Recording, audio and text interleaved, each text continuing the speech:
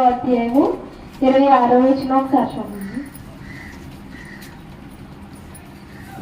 ఏడంతలు ప్రతిదండన కయ్యం కోసం వచ్చిన ఎడల లెమకు కోసము 77 వచ్చును అని.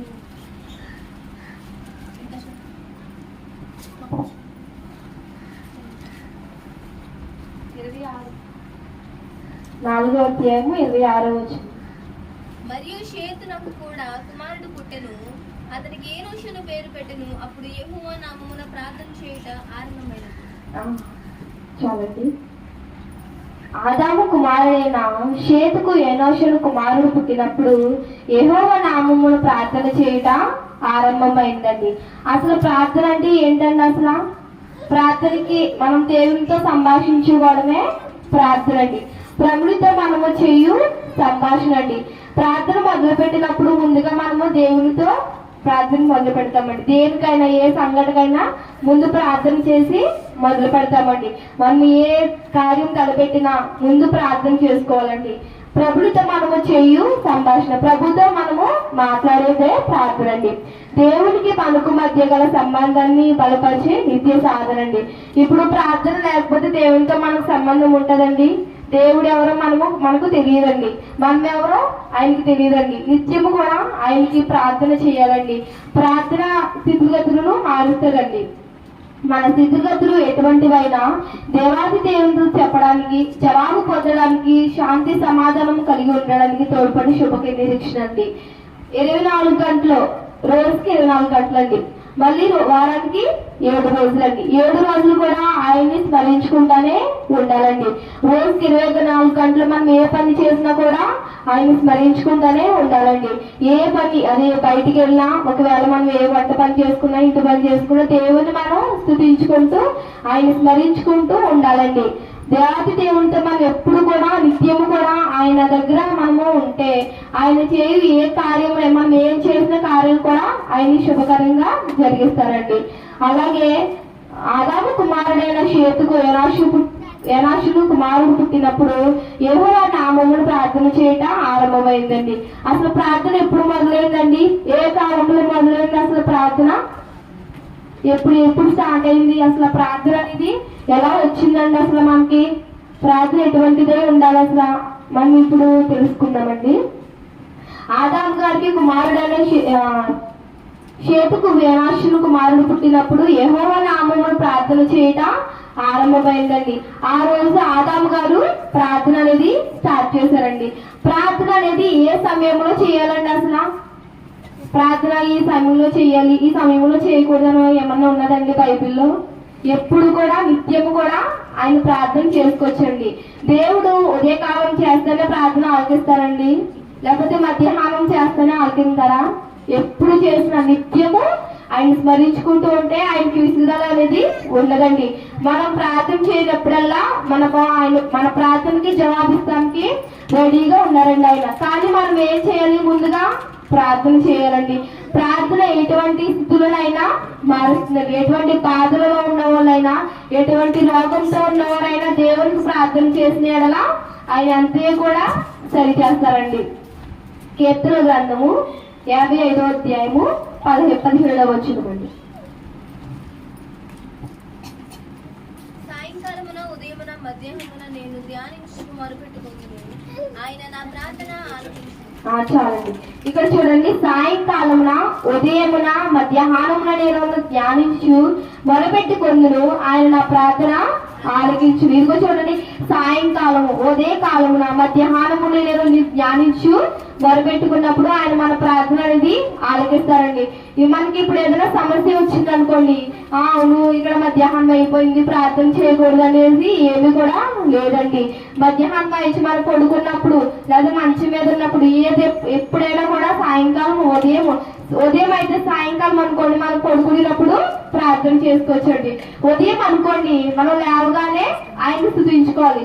మధ్యాహ్నం అనుకోండి మనకు భోజనం ఇస్తున్నారండి, భోజనం ఇచ్చినప్పుడు ఆయనకు మనకు కృతజ్ఞతాస్తుతులు చెల్లించాలండి.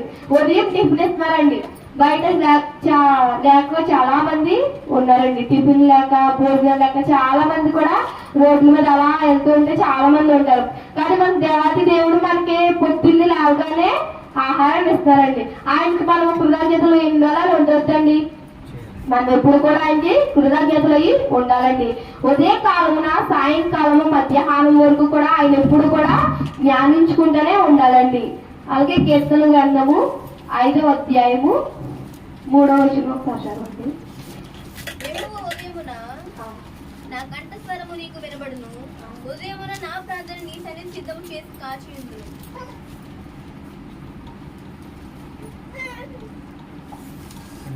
యెహోవా ఉదయమున నా కంఠస్వరము నీకు వినబడును, ఉదయమున నా ప్రార్థన నీ సన్నిధిని సిద్ధము చేసి సాక్షియుందుము. ఇదిగో చూడండి, యెహోవా ఉదయమున నా కంఠస్వరము నీకు వినబడును. ఉదయమున లేవగానే మన కంఠస్వరం అంటండి ఆయనకి వినబడాలంటండి. మనం లేవగానే మంచం మీద ఉండగానే ఆయన్ని స్తుతించాలండి. దేవా ఈ దినాన్ని నాకు ఇచ్చావు, రాత్రంతా కూడా నన్ను కాచి కాపాడవు, ఈ దినాన్ని చూడగల శక్తిని నాకు ఇచ్చావు అని ఉదయాన్నే లేవగానే ఆయనకి మన స్వరం అంటే ఆయనకి వినపడాలంట.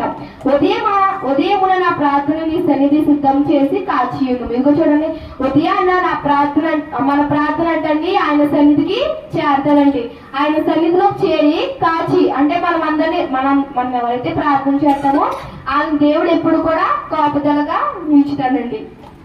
అలాగే కీర్తన గ్రంథము 86వ అధ్యాయము 3వ వచనం. కీర్తనలు 86:3. ప్రభువా దినమెల్లా నీకు మొరపెట్టుచున్నాను, నన్ను కరుణింపు. చాలండి. ప్రభువా దినమెల్లా నేను నీకు మొరపెట్టుచున్నాను, నన్ను కరుణింపుము. దినము అంటే ఒక రోజు అండి. ఒక రోజు ఉదయం లేవగానే సాయంత్రం వరకు కూడా మనము ఆయన్ని స్తుతించుకుంటూనే ఉండాలండి. ఆయనకు మొరపెట్టుతూనే ఉండాలండి. అప్పుడు మనల్ని కరుణిస్తారండి. మన ఏ అవసరతులు అయినా కూడా ఆయన మనల్ని చూస్తారండి. దినము రోజు కూడా ఆయన్ని స్తుతించుకుంటూనే ఉండాలండి. ఆయన ఎప్పుడు మనం మర్చిపోకూడదండి. మనల్ని ఇటువంటి స్థితిలో ఉంచినందుకు ఆ దేవాది దేవునికి నిత్యము కూడా మనము స్మరించుకుంటూనే ఉండాలండి.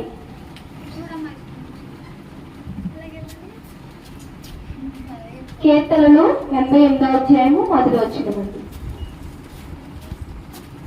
యెహోవా నాకు రక్షణకర్తవగు దేవా, రాత్రి వేళ నేను నీ సన్నిధిని మొరపెట్టున్నాడు, నా ప్రార్థన నీ సన్నిధిని చేరును గాక.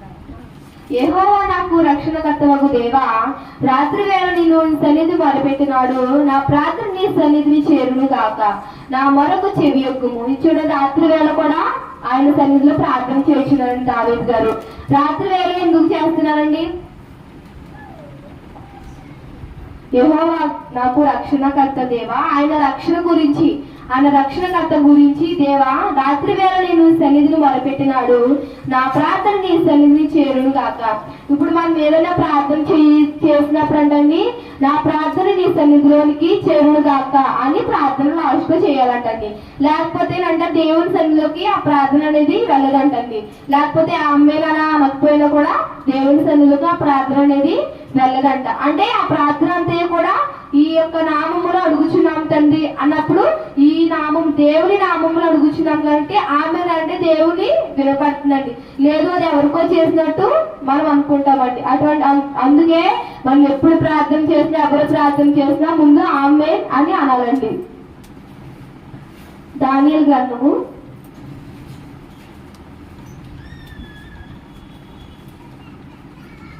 6వ అధ్యాయము 10వ వచనం. ఇట్టి శాస్త్రము సంతకము చేయబడినని దానియేలు తెలుసుకొనును. అతడు తన ఇంటికి వెళ్లి యథాప్రకారముగా అనుదినము ముమ్మారు మోకాళ్ళుని తన ఇంటి పైగది కిటికీలు యెరూషలేము తట్టులకు తెరవబడి ఉండగా తన దేవునికి ప్రార్థన చేయుచు ఆయనను స్తుతించుచు వచ్చును. చాలండి. ఇక్కడ చూడండి, ఇట్టి శాసనము సంతకము చేయబడినని దానియేలు తెలుసుకొనెను. అతడు తన ఇంటికి వెళ్లి యథాప్రకారంగా అనుదినము ముమ్మారు మోకాళ్ళుని తన ఇంటి పైగేది కిటికీలు యెరూషలేము తట్టుకు తెరవబడి ఉండగా తన దేవుని ప్రార్థన చేయుచు ఆయన్ను స్తుతించి వచ్చును. దానియేలు గారు ఎలా చేస్తున్నారండి ప్రార్థన? మోకాళ్ళుని ముమ్మారు ప్రార్థన చేస్తున్నారండి. ఆయన విసుగగా ప్రార్థన చేస్తున్నారండి. ఆయన కోసం ప్రార్థన చేస్తున్నారండి. మనం కూడా ఏదైనా సమస్య వచ్చినప్పుడు మోకాళ్ళు దిగకుండా మన దేవునికి స్మరించుకుని ఉంటే, దేవునికి ప్రార్థించుకుంటూ ఉంటే మన సమస్యలు అనేది తీరుస్తారండి. లేదు ప్రార్థన చేస్తున్నాము ఇంకా రావట్లేదు, ఇంకా జవాబు రావట్లేదు అని మనం అనుకోకూడదండి. మన జీవితంలో మన హృదయంలో నీతి లేనప్పుడు మనకి ఏది కూడా జరగదండి. మన హృదయంలో నీతి ఉండి దేవుని ఎదుట మనము ప్రార్థన చేయాలండి. మన హృదయంలో నీతి లేకుండా మన హృదయం అనేది పాపంతో నిండుకుని ఉంటే దేవుని ఎదుట ప్రార్థన చేసినా కూడా అది ఎట్టిగా కూడా అసలు మనకి జవాబు రాదండి.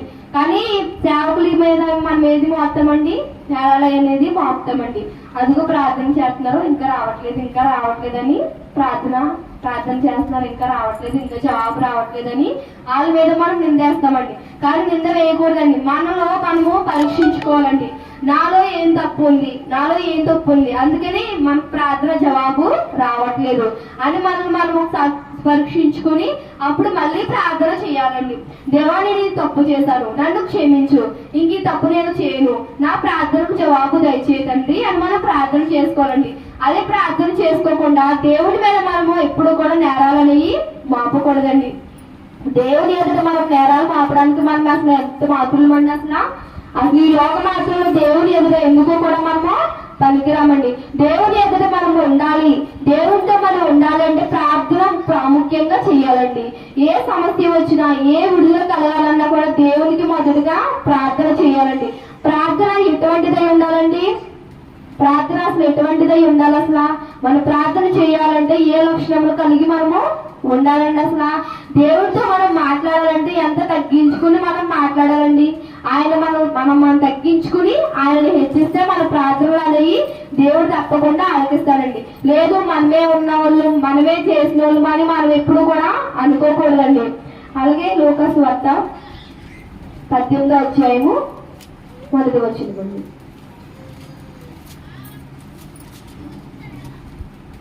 వారు విసుకక నిత్యము ప్రార్థన చేయుచుండవలెను అందుకు ఆయన వారితో ఈ ఉపమానము చెప్పెను.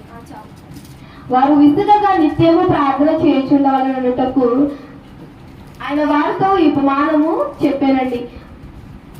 ప్రార్థన చేస్తున్నారండి. ఎలా చేస్తున్నారండి? వీళ్ళు విసుగగా ప్రార్థన చేస్తున్నారండి. ఒకసారి 2 సార్లు ప్రార్థన చేసి విసుగుపోయిన వాళ్ళు చాలా మందికి ఉంటారండి. అదిగో నేను ప్రార్థన చేస్తున్నాను ఇంకా రావట్లేదు, నాకు విసుకొచ్చేస్తుంది, వాళ్ళు నా మాట వినట్లేదు, నేను ఎంత ప్రార్థన చేసినా కూడా నేను చెప్పినట్టు వాళ్ళు వినట్లేదని అనుకుంటారండి. కానీ నిత్యము దేవునికి విసుగగా ఎప్పుడు కూడా నిత్యము ఆయన నిమిషం కూడా ఆయన మనం ప్రార్థన చేసినా కూడా ఆయన ఎప్పుడు కూడా విసుగుపోడండి. మనమైనా విసుగుపోతామేమో కానీ దేవాది దేవుడు ఇప్పుడు కూడా విసుగుపోడండి. మనం విసుగగా నిత్యము ప్రార్థన చేయుచుండవలెనుటకు ఆయన వారితో ఈ ఉపమానము చెప్పును. దేవునికి భయపడకయు మనుషులను లక్ష్య పెట్టకయు నుండి ఒక న్యాయాధిపతి యొక్క పట్టణంలో ఉండెను. విసుగగా మనం ఏం చేయాలండి? ప్రార్థన అనేది దేవునికి ప్రార్థన చేసుకోవాలండి. ప్రార్థన ఎప్పుడైతే మనం చేస్తామో మన యొక్క పరిస్థితులను, మన యొక్క స్థితిగతులను మారుస్తుందండి. ప్రార్థన చేయకపోతే ఏమీ కూడా మారదండి. మళ్ళీ ఏంటంటే మనం ప్రార్థన చేయకపోతే మనం బాధలు కూడా ఇంకా కృంగిపోతాం, కానీ బాధలు అనేవి తరగవండి. అలా ఇంకా వేరే బాధ, వేరే సైతం అలా ఇలా అని వస్తాయి, కానీ మనం ప్రార్థన చేయకపోతే ఏమీ కూడా రావండి. ప్రార్థన ఎటువంటిదై ఉండాలి? కీర్తనలు 62వ అధ్యాయము 8వ వచనం.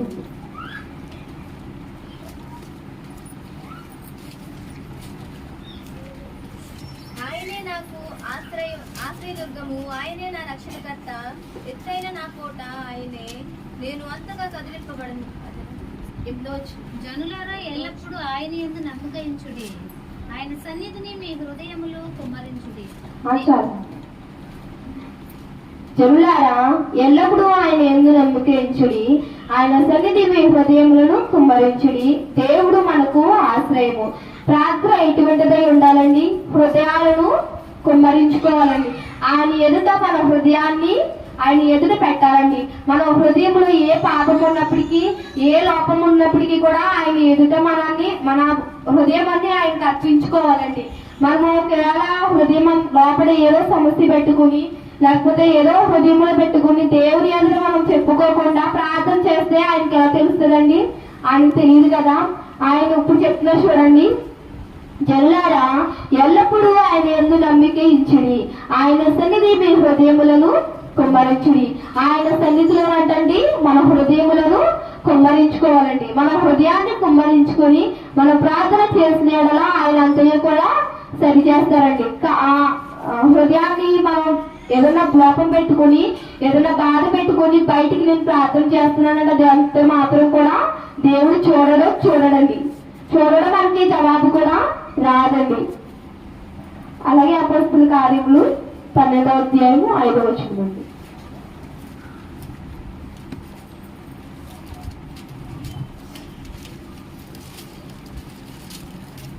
5వ వచనం అండి. పేతురు చెరసాలలో ఉంచబడెను. అతని కొరకు అత్యాసక్తితో దేవునికి ప్రార్థన చేయుచుండెను. చాలండి. ఇక్కడ చూడండి, పేతురు గారు చెరసాలలో వేయబడ్డారు కదండి. పేతురు చెరసాలలో ఉంచబడెను, సంఘం అయితే అతని కొరకు అత్యాసక్తితో దేవునికి ప్రార్థన చేయుచుండెను. ఇప్పుడు ప్రార్థనలో రకాలు ఉంటాయి కదండి. వేరే ఒక అంశం గురించి ఒక ప్రార్థన చేస్తాము, మన ఇంట్లో సమస్యల గురించి ఒక ప్రార్థన చేస్తాము, సంఘంలో సమస్యల గురించి సంఘంలో ప్రార్థన చేస్తామండి. ఇప్పుడు పేతురు గారు చెరసాలలో వేయబడ్డారండి. చెరసాలలో వేయబడ్డప్పుడు సంఘం అంతయు ప్రార్థించగా చెరసాల నుండి ఆయన విడిపించబడ్డారండి. ఇప్పుడు ఒకరు ప్రార్థన చేస్తేనే ఆయన విడిపించలేదు కదండి. సంఘం అంతా ఐక్యత కలిగి ఆయన గురించి ప్రార్థన చేశారండి. ఒక్క ప్రార్థన ఆయన అంశం గురించి ప్రార్థన చేశారండి. ఆయన అంశం గురించి ప్రార్థన చేసినప్పుడు ఆయన చెరసాల నుండి విడుదల పడ్డారండి. అత్యాశక్తితో దేవునికి ప్రార్థన చేయాలండి. అది జరగదు అని మనము చేయకూడదంటండి. అది జరుగుతుంది అన్న దాంతోనే మనము ప్రార్థన చేయాలండి. అది జరుగుతుంది అలా మనము ఆలోచన పెట్టుకుని ప్రార్థన చేస్తే కనుక ఆ ప్రార్థన ఎప్పుడు కూడా అవ్వదండి. అలాగే 1 తెస్సలోనికీయులకు రాసిన పత్రిక 5వ అధ్యాయము 17వ వచనం.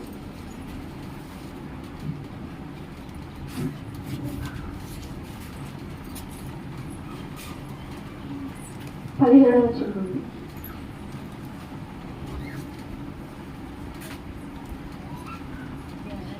ఎల్లప్పుడూ మేలైన దానిని అనుసరించి నడుచుకునుడి, ఎల్లప్పుడూ సంతోషంగా ఉండుడి, ఎడతెగక ప్రార్థన చేయుడండి.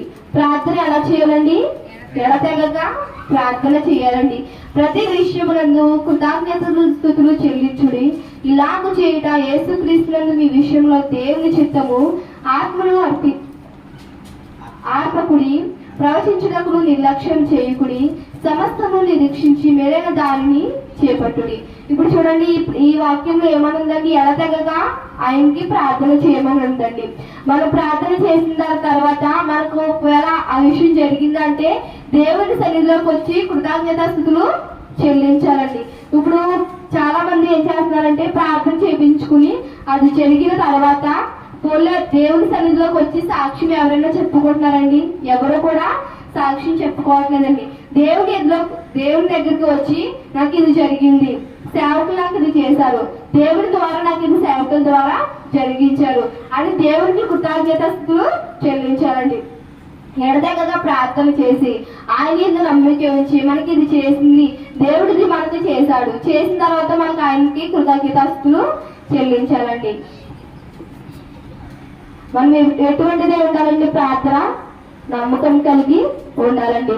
దేవుని ఎదుట మనం ప్రార్థన చేసినప్పుడు ఆయన మీద మనం నమ్మకం ఉంచి నమ్మకం కలిగిన వారై ఉండి దేవునితో మనం నిత్యం ఉండాలని ఈ యొక్క చిన్నవాక్యం దేవుడు దీవించి ఆశీర్వదించును గాక. ఆమేన్. సమయం ఇచ్చిన అందరికీ నా వందనాలండి. అందరికీ మానాత సత్యమే వాక్యము. ప్రార్థన ఎలా చేయాలి, ప్రార్థన చేస్తే ప్రతిఫలం ఎలా వస్తుంది, మొట్టమొదట ప్రార్థన ఎవరు చేశారనేది మరి కోడలు తేజస్విని చక్కగా మరి దేవుని యందు భయభక్తులతో చక్కని ప్రసంగం చేసింది. మరి ప్రభు తరపున అందరి తరపున మరణాలు చెప్తాము. మరణాత.